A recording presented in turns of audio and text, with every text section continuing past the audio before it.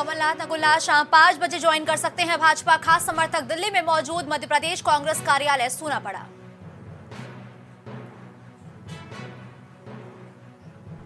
इंदिरा के दो हाथ संजय गांधी और कमलनाथ। कांग्रेस ने याद दिलाया 40 साल पुराना नारा। छिंदवाड़ा के शत्रप पर जताया भरोसा। मंदसौर में छेड़छाड़ से परेशान होकर नाबालिग ने खाया जहर। 3 अभियुक्त हिरासत में।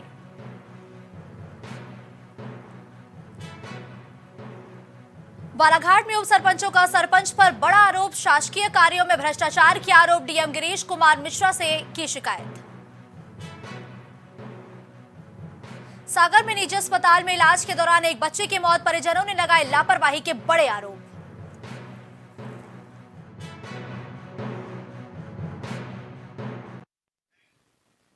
नमस्कार, आप देख रहे हैं प्राइम टीवी और मैं हूं आपके साथ मुस्कान अजमानी। बुलेटिन की शुरुआत बड़ी खबर से करेंगे, जहां पूर्व मुख्यमंत्री कमलनाथ और उनके बेटे सांसद नकुलनाथ का भाजपा में जाना लगभग तय है। वो शनिवार से ही लगातार दिल्ली में मौजूद है। कमलनाथ के करीबी सूत्रों के मुताबिक दोनों आज शाम 5 बजे भाजपा ज्वाइन कर सकते हैं। उनके खास समर्थक भी दिल्ली में है और बीजेपी से जुड़े सूत्र समय को लेकर आश्वस्त नहीं है और उनका कहना है कि कमलनाथ और नकुलनाथ आज या फिर कल कभी भी शामिल हो सकते हैं। आज वो प्रधानमंत्री नरेंद्र मोदी और केंद्रीय गृह मंत्री अमित शाह से मुलाकात कर सकते हैं और मध्य प्रदेश के कुछ और विधायक भी जो कांग्रेस के हैं वो पार्टी छोड़ सकते हैं। सूत्रों का कहना है कि कमलनाथ को 30 विधायकों ने ही नया रास्ता सुझाया है।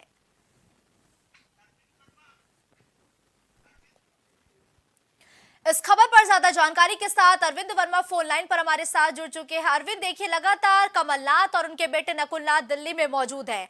आज अगर हम बात करें मध्य प्रदेश कांग्रेस कार्यालय की, तो कैसी हलचल देखने को मिल रही है? जी, जैसे कि मैं बताना चाह रहा हूँ कि कांग्रेस कार्यालय में हलचल तो बहुत गजब की दिखाई दे रही है कि जैसे कमलनाथ और नकुलनाथ जी का भाजपा ज्वाइन करने का जो चल रहा है, उससे पूरे कांग्रेस खेमे में हलचल मची हुई है। ठीक है, कांग्रेस खेमे में हलचल मची हुई है। देखिए, कमलनाथ और नकुलनाथ के साथ क्या कोई अन्य विधायक भी भाजपा का दामन थाम सकते हैं या इनके अलावा कोई अन्य विधायक या समर्थक दिल्ली में मौजूद है? जी जी, वैसे तो बताना चाहूंगा मैं कि जैसे कि 10 विधायक और 3 महापौर, सूत्रों के हवाले से खबर लगी है कि 10 विधायक और 3 महापौर भी शामिल हो सकते हैं इस शपथ ग्रहण समारोह में। बिल्कुल ठीक है, धन्यवाद अरविंद इस खबर पर हमारे साथ जुड़ने के लिए।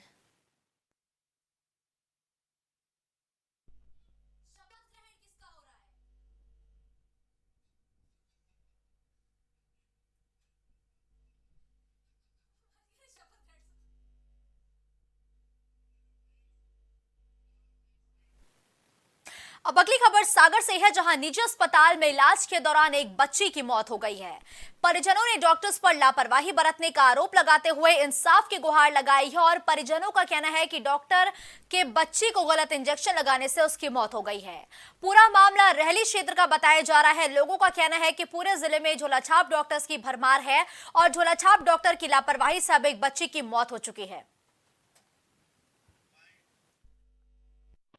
एक मृत अवस्था में एक बालिका को लाया गया जिसका नाम दीक्षा कुर्मी है। पिता का नाम हरिकृष्ण कुर्मी, ग्राम जूना की रहने वाली है। अभी मृत्यु का कारण अज्ञात है। कल उसका शव परीक्षण किया जाएगा और तत्पश्चात आप उसके रिपोर्ट से अवगत करवाया जाएगा। झोला छाप डॉक्टर के द्वारा इलाज किया गया था और एक इंजेक्शन लगाया गया था जिससे उसकी मौत हुई है। हाँ, ऐसा परिजनों द्वारा बताया गया है कि किसी झोला छाप डॉक्टर द्वारा इलाज किया गया है और कोई इंजेक्शन भी लगाए गए हैं। वो इंजेक्शन की फोटो भी उन लोगों ने दिखाई है मुझे और कल शव परीक्षण करके बिसरा भी प्रिजर्व करेंगे ताकि वो जो कारण है उसका ज्ञात किया जा सके। मेरी भांजी है, वो उसको थोड़ा सा सर्दी जुकाम था तो गांव के अजय राय डॉक्टर को हमने बुलाया तो उसने आके बड़े पावर की दवाई कर दी। इससे 10 मिनट में बच्ची ठंडी पड़ गई, उसका बीपी लो हो गया था। जिस कारण फिर मैंने तुरंत 4 व्हीलर बुलाई और हम विक्रम जैन के यहाँ सागर लेके गए। रास्ते में उसने दम तोड़ दिया। क्या कौन सी दवाई लगाई थी या इंजेक्शन क्या लगाया था? मोनोसेफ लगाया 1 ग्राम में। दवाई थी कि इंजेक्शन था? इंजेक्शन नस में लगाया था। उसके बाद क्या हुआ?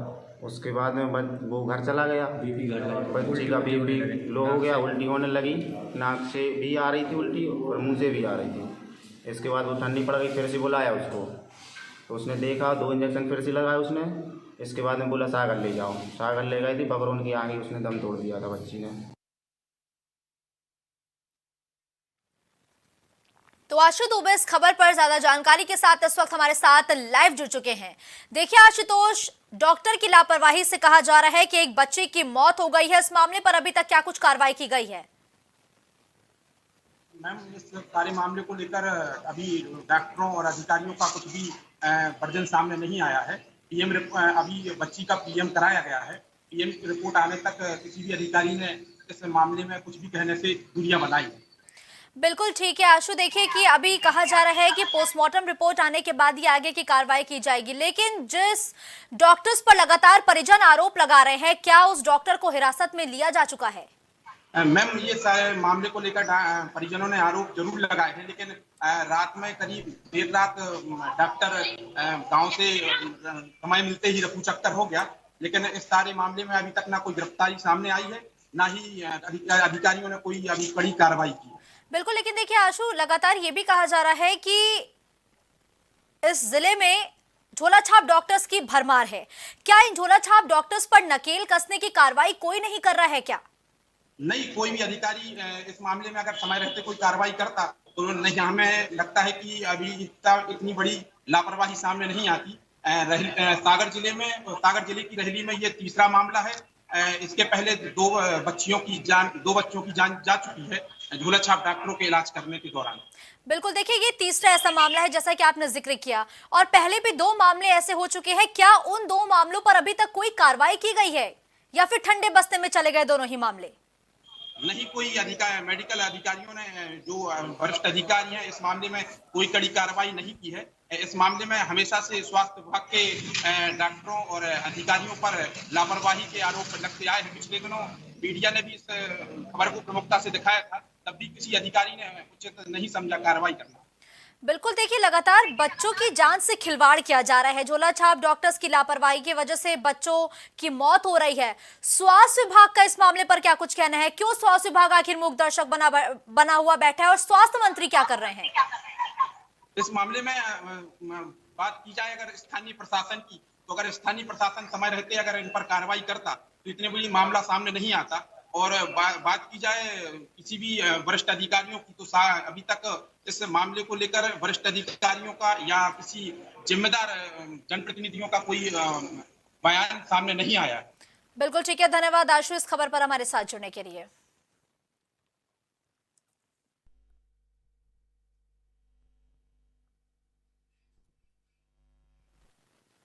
कांग्रेस ने पार्टी के खाते फ्रीज किए जाने के विरोध में प्रदर्शन किया है।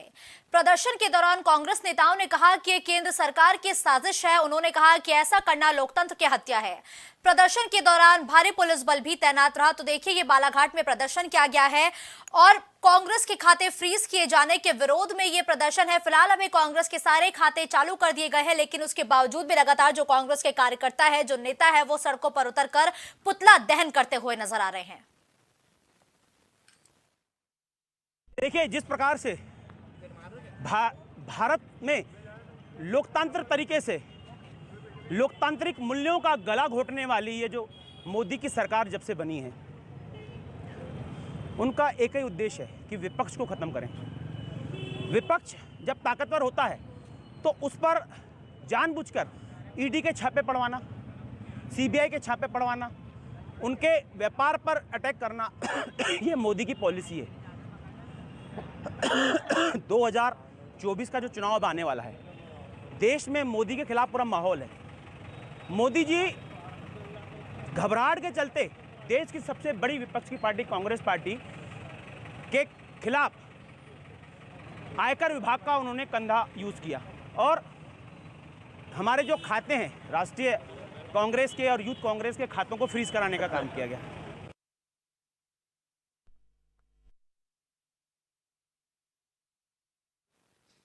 बालाघाट जिले की एक ऐसी पंचायत है जहां सरपंच द्वारा शासकीय राशि समेत अन्य योजनाओं में भ्रष्टाचार करने का आरोप लगाकर उप सरपंचों समेत पंचों ने बालाघाट कलेक्टर गिरीश कुमार मिश्रा से शिकायत की है। आपको बता दें कि मकान टैक्स, रोशनी टैक्स और जलकर वसूली उसकी राशि शासकीय खाते में न जमा करके खुद के खाते में जमा करने के आरोप लगाते हुए अब सरपंच के खिलाफ कार्रवाई किए जाने की मांग उप सरपंचों ने की है।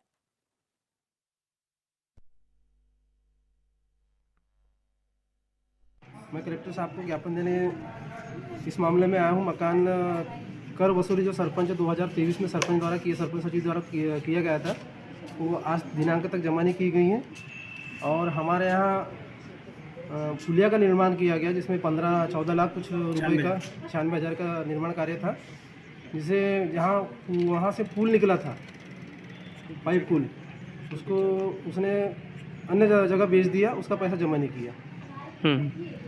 और इसके अलावा अभी हमारे यहाँ सुदूर संपर्क रोड का काम चालू है, जिसमें मजदूरों को काम मिलना चाहिए और मजदूरों से काम ना करवाते हुए मशीन, ट्रैक्टर, जेसीबी और ग्रेडर से काम किया जा रहा है।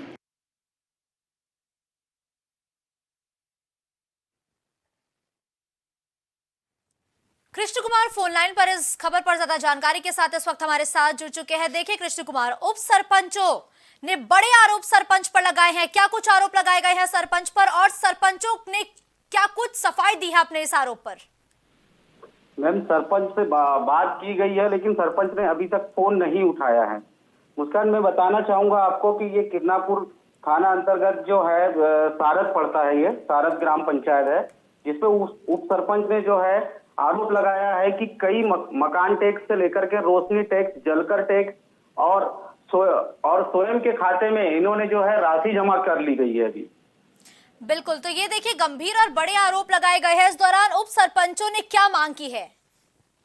उप सरपंचों ने मांग की है कि निष्पक्ष जांच की जाए। कलेक्टर सर से बात की है इन्हें कि बिल्कुल ठीक है। धन्यवाद कृष्ण कुमार इस खबर पर हमारे साथ जुड़ने के लिए।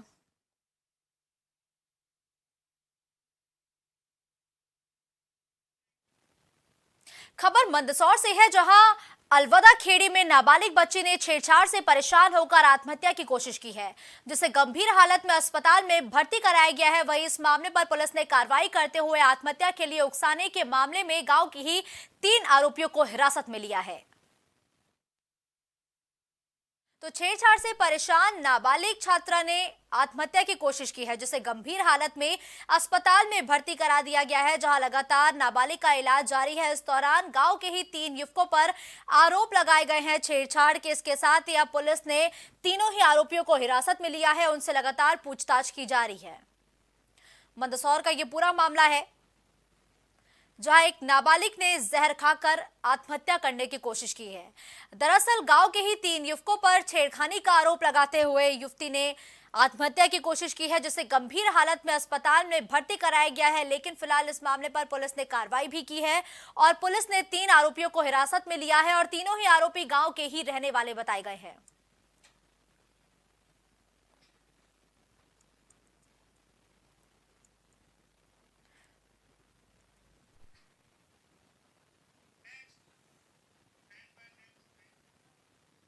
अगली खबर भीतरवार से है, जहां भीतरवार एसडीएम देवकी नंदन सिंह के नेतृत्व में भोपाल और ग्वालियर से आए खाद्य औषधि नियंत्रण टीम ने संयुक्त रूप से खाद्य पदार्थ विक्रेताओं और दुग्ध डेयरी संचालकों की दुकानों पर छापेमारी की कार्रवाई की है। इस दौरान टीम ने दूध से बने सभी पदार्थों के सैंपल लिए, साथ ही फूड लाइसेंस नहीं मिलने पर एक डेयरी और एक मिष्ठान भंडार को सील करने की भी कार्रवाई की है।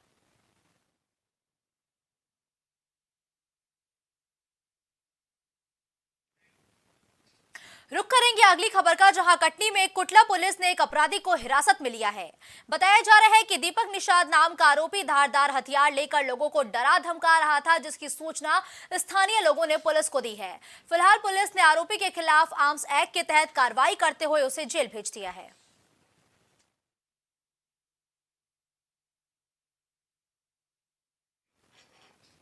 खबर देवरी से है, जहां नगर परिषद देवरी के वार्ड नंबर 13 बुधनवाड़ा में 12 फरवरी से क्रिकेट टूर्नामेंट का शुभारंभ हुआ, जिसमें 16 टीमों ने हिस्सा लिया। इस दौरान पहला सेमीफाइनल रामपुरा टीम और बमहोरी के बीच हुआ, जिसमें बमहोरी ने 88 रन का टारगेट दिया और रामपुरा टीम विजय रही, जिसमें अभिषेक लोधी ने 1 ओवर में 4 छक्के लगाकर अपनी टीम को जीत दिलाई।